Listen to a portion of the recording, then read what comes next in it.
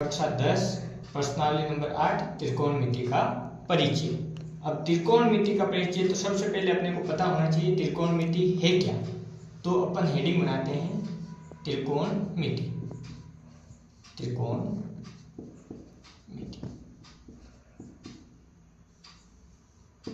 त्रिकोणमिति गणित की वह शाखा है जिसमें त्रिभुज की भुजाओं और उनके मध्य बनने वाले कोण के संबंध को बताता है। तो अपन पहले परिभाषा लिखते हैं। त्रिकोणमिति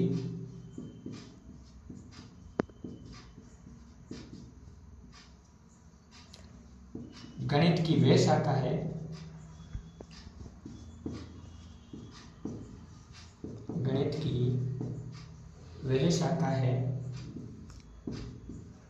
जिसमें त्रिभुज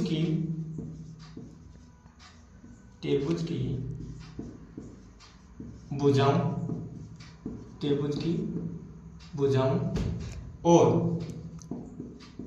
और उनके मध्य बनने वाले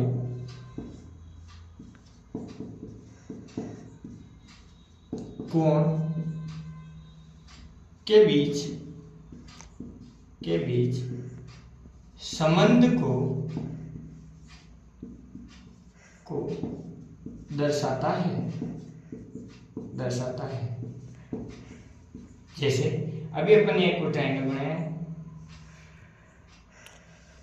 ये अपन ने ट्रायंगल बना दिया 90 डिग्री का राइट एंगल ट्रायंगल अपन ने बनाया, समकोण त्रिभुज बनाए हैं। इसमें ये भुजाएं और इनके मध्य कोण, ये भुजा और इनके मध्य कोण, इनके मध्य जो संबंध होता है उस संबंध को त्रिकोणमिति बताता है। अब अपन देखेंगे पाइथागोरस प्रमेय। पाइथागोरस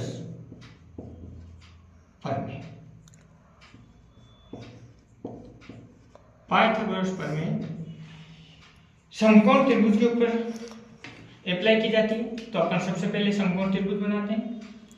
ये अपना समकोण त्रिभुज, ये 90 डिग्री का एंगल है। अब इन दोनों के मध्य कोण रखते हैं अपन थीटा।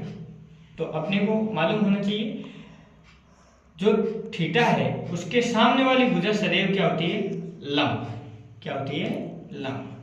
और 90 डिग्री के कोण के सामने वाली भुजा को बोला जाता है कर्ण, और जो आधार होता है उसको अपन बोलते हैं आधार। तो पाइथागोरस प्रमेय इन तीनों भुजाओं के मध्य संबंध को दर्शाती है। तो पाइथागोरस थ्योरम में ये फॉर्मूला बनता है कि कर्ण स्क्वायर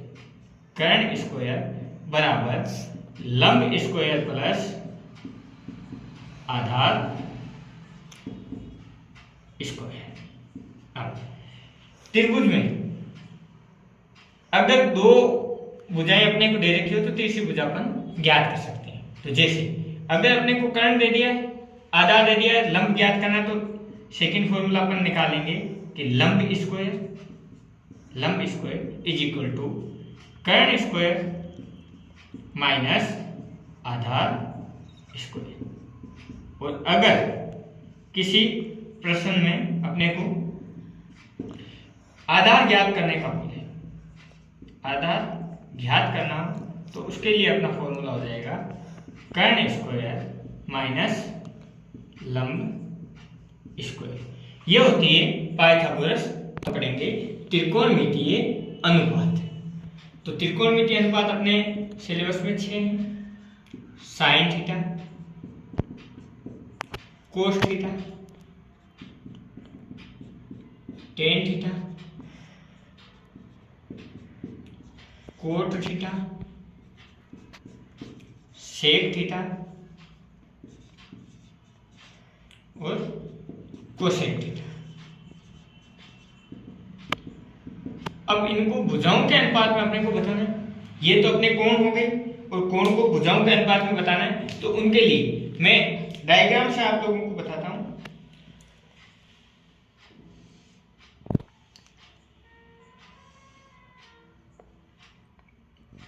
यहाँ पे अगर थीटा रख रखा है तो इसके सामने वाला लंब ये कर्ण और ये आधार।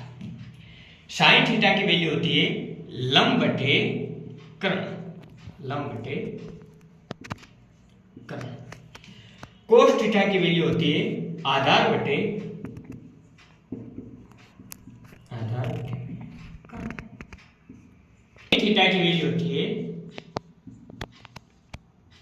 लंब अपॉन में आधार।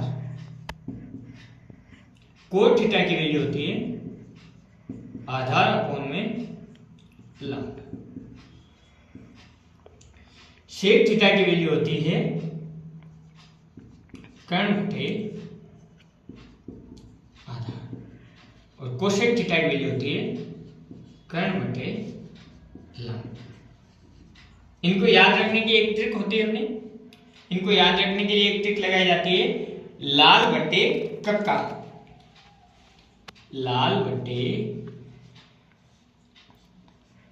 कक्का। इस ट्रिक के अंदर जो लाल बटे कक्का, तो कहने का अर्थ है जो पहली वैल्यू दे रखी है अपने को लंब बटे कर्ण, ये होती है साइन थीटा, आसानी से याद रह जाएगा।